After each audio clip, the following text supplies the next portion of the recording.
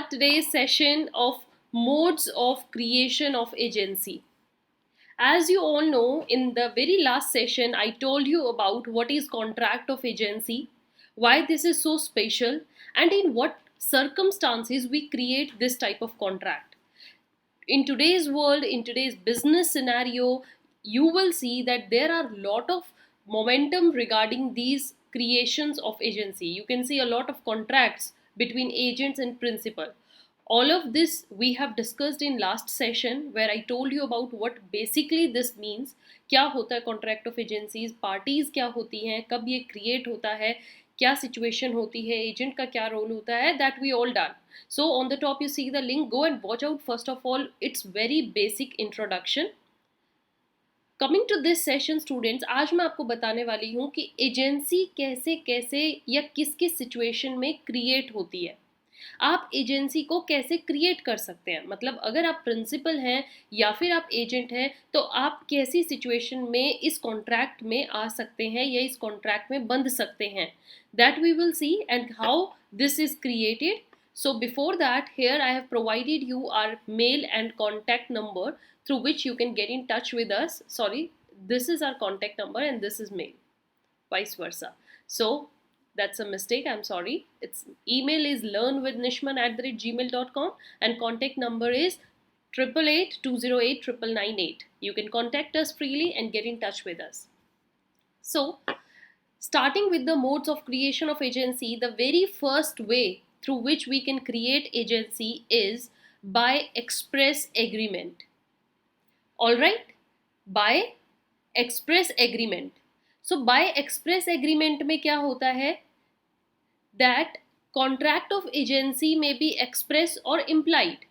क्या हो सकता है, जब हम एजेंसी क्रिएट करते हैं तो जो हमारी कॉन्ट्रैक्ट होता है या एग्रीमेंट होता है एजेंट का प्रिंसिपल के साथ, वो एक्सप्रेस टर्म्स में भी हो सकता है, वो इम्प्लाइड टर्म्स में भी हो सकता है. सबसे पहले हम समझेंगे कि एक्सप्रेस टर्म्स क्या है. एक्सप्रेस टर्म का मतलब है कि इट मे बी ओरल और इन राइटिंग, मतलब आपने या तो बोलकर या दूसरे पर्सन को लिखकर ये जता दिया है, एक्सप्रेसली ये बता दिया है कि मैं आपके साथ कॉन्ट्रैक्ट में आना चाहता हूँ, आना चाहती हूँ, whatsoever, and I want to form a relationship with you through this agreement as a agent or as a principal. हमारे बीच में एक रिलेशनशिप ऑफ एजेंसी क्रिएट होनी चाहिए, ये आप दोनों को एक्सप्रेसली पता है. It is a practice in many cases. कब कब ये ज़्यादातर देखने को मिलता है, to appoint the agents by using the power of attorney on a stamp paper. जब आप अपने एजेंट को क्रिएट करते हो एक प्रूफ के साथ, जब आप एक स्टैम्प पेपर में उसका नाम लिखते हो, बताते हो कि ये मेरा एजेंट रहेगा, तो ज़्यादातर ऐसे काइंड ऑफ में एक्सप्रेस एग्रीमेंट आपको देखने को मिलता है. Second way students through which agency is created is by implied agreement. Implied agreement क्या होता है, implied implication through situation. Means यहाँ पर कोई एक्सप्रेसली डिक्लेरेशन नहीं थी, बट सिचुएशन के हिसाब से, सर्कमस्टांसेस के हिसाब से आपको लग रहा है कि यही बंदा इसका एजेंट होगा या यही बंदा इसका प्रिंसिपल होगा. So an authority is said to be implied when it is to be inferred from the circumstances of the case. जब आपको किसी सिचुएशन, किसी केस की आसपास के circumstances या ऐसे हाव भाव से पता चलता है कि जो इनका पर्टिकुलर पर्सन जो बिजनेस कर रहा है वो इसी पर्सन के थ्रू करता है. अब आपने देखा हो कि ये एक बिजनेसमैन है और इस बिजनेसमैन की जितने भी बिजनेस की डीलिंग है वो पर्टिकुलर बी कर रहा है. सपोज ए इज बिजनेसमैन और हर बार आपको लगता है कि बी ही इस ए की डीलिंग कर रहा है, हर काम में यही आगे आ रहा है, is the spokes person of A. So it means यहाँ पर इम्प्लाइडली ये पता लग रहा है कि बी ए का एजेंट है circumstances से. So an implied agency may be created from conduct, situation or relationship of the parties. Coming to the third thing, third way is by ratification.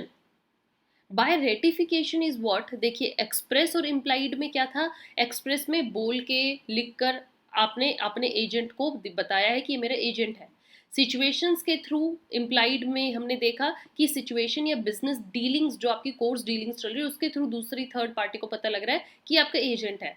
Ratification में क्या होता है कि कई बार ऐसी सिचुएशन हो जाती है एट द मोमेंट जब वो काम हो रहा होता है, तब आपके बीच में एजेंसी नहीं है. जैसे ए है और बी है, बी ए के लिए कुछ काम कर रहा है, बट जो काम कर रहा है अभी तक दोनों के बीच में कोई एग्रीमेंट नहीं है, दोनों के बीच में कोई एजेंसी क्रिएट नहीं हुई है, अभी कोई किसी का एजेंट नहीं है।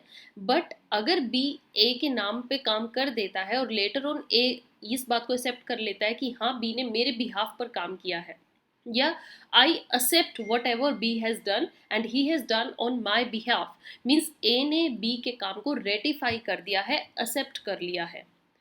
So that is by ratification कि आप लेटर ऑन जाकर उनकी बात को मान रहे हो। So agency by ratification is set to arise कब, जब एक पर्सन दूसरे पर्सन के बिहाफ पर काम करता है या उसके लिए काम कर रहा है और अभी तक ए को इस बात की नॉलेज नहीं है, विदाउट हिज नॉलेज और अथॉरिटी, तो लेटर ऑन जो है उस बी के काम को जब उसको नॉलेज में आता है, पता लगता है कि बी ने मेरे लिए ये किया है, वो इम्प्लाइडली एक्सप्रेसली उसके काम को एक्सेप्ट कर लेता है, उसको बोलते हैं हम रेटिफिकेशन। डन। रेटिफिकेशन होने के लिए बहुत कुछ ज़रूरी बातें हैं जो आपको ध्यान में रखनी है। एंड माय डियर स्टूडेंट्स, ये यूजीसी नेट में बाय रेटिफिकेशन क्वेश्चन आया है यूजीसी नेट में। तो रेटिफिकेशन करने के लिए what are the major essentials, और ऐसे आपको ऑप्शंस लिखी हुई थी, जो उसमें मेजर एसेंशियल्स थे उनको टिक करना था। तो वो एसेंशियल्स अब आप देखिएगा। सबसे पहले there should be full knowledge, A को फुल नॉलेज होनी चाहिए, ये ना हो कि आधी अधूरी बात को लेकर वो एक्सेप्ट कर रहा हो। He must have full knowledge about B, कि बी ने उसके बिहाफ पर काम किया है। When ratifying, he should ratify the whole transaction। ऐसे नहीं है कि हाफ पार्ट आप बी के काम का एक्सेप्ट कर रहे हो और जिसमें उसने कुछ गलती करी है, अनलॉफुल काम, आप उसको एक्सेप्ट नहीं कर रहे हो। या तो कंप्लीट काम को एक्सेप्ट करो या मत करो। No damage to third party, जो बी ने काम किया है और जिसकी आप उस काम की रेटिफिकेशन दे रहे हो, इससे किसी थर्ड पार्टी को हार्म नहीं पहुंचना चाहिए। मतलब बी ने आपके लिए कुछ कर दिया और लेटर ऑन आप उसको एक्सेप्ट कर रहे हो, लेकिन उससे थर्ड पार्टी को काफ़ी नुकसान होगा, then that is not a valid ratification. All right. Then fourth thing is acts on behalf of other person. जो यहाँ पर बी है वो अपने लिए नहीं काम कर रहा है, वो आपके बिहाफ पर उसने वो वर्क किया है। There must be existence of principal, yes, for whom you are doing that work, that person must be alive, that person must be in existence at that time within reasonable time. A जब B के काम को ratify करता है, accept करता है, तो वो कुछ टाइम पीरियड के अंदर ही रेटिफिकेशन देनी चाहिए। There must be reasonable time. ये नहीं कि आपका काम बी ने आज किया और आप 5 साल बाद उस काम को एक्सेप्ट कर रहे हो। No. Then lawful acts, only lawful acts must be done. B सिर्फ लॉफुल एक्ट्स के लिए ही काम करे और ए भी उन्हीं कामों के रेटिफिकेशन करे। Acts with in principles power, yes, what ever be has done it must be done, जिसको ए भी कर सकता था। सपोज करो ए के ही पावर से वो काम बाहर है तो बी ने कर दिया, तो ए क्यों रेटिफाई करेगा? ए भी उस काम को करने के लायक हो। Last thing is there must be communication between both of them. A should know what B has done and there must be some sort of communication between them. Then we will say, yes, this is a valid ratification. Alright students, now we have last method of acceptance. Yeah, last method how this agency is created. This is by operation of law. Bye operation of law means कानूनी तरीके से भी एक तरीके से agency create हो जाती है। कई बार कानून आप पर ये चीज़ का इम्पोजिशन कर देता है कि आप अब इसके एजेंट हो, या आप दोनों के बीच में एक एजेंसी का रिलेशनशिप है। So agency by operation of law arises जहाँ पर law treats one person as agent of another, जहाँ पर एक कानूनी तरीके से एक पर्सन दूसरे पर्सन का एजेंट माना जाता है। So here we have done these various ways of creation of agency. What are those methods? I have told you in detail and I hope you understood each and every point. If still you have any doubts students, you can get in touch with us through this number. And again, here we had done mistake, I'm so sorry. So contact number is this and mail is this, so that's a vice versa thing, and telegram is this. So I hope you get a lot of information and keep in touch, keep learning, stay tuned. Thank you.